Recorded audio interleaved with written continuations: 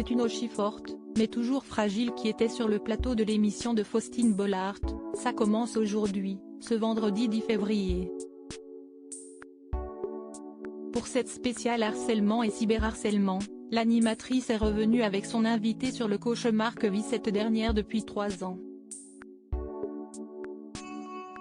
Honnêtement, je ne suis pas sortie toute seule depuis 3 ans, a confié l'interprète de Ta Marinière. Il faut dire que l'artiste a reçu plus de 5000 messages de haine depuis les victoires de la musique 2020. À l'époque, elle avait embrassé l'une de ses danseuses à la fin de sa chanson Amour censure dans un acte symbolique pour lutter contre l'homophobie. Alors que Faustine Bollaert lui a fait remarquer qu'elle avait perdu beaucoup de poids, Oshi a expliqué « Je ne mangeais plus trop. Je n'étais vraiment pas bien. J'ai perdu 12 kilos en tout. » Sans explication. En fait, il y a eu la tournée, je mangeais moins, j'étais stressée. Je pense que le stress m'a fait maigrir. Si est quand même un combat. Celle qui souffre de la maladie de Ménière a ajouté que celle-ci avait aussi probablement joué un peu dans sa perte de poids puisqu'elle avait dû lutter contre des vomissements et que le stress aggravait ses symptômes.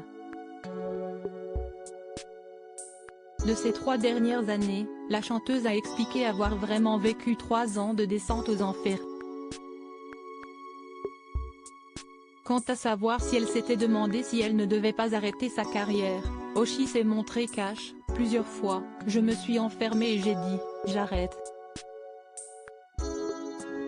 Ce n'était pas facile ni pour mon label ni pour mon entourage et ma famille.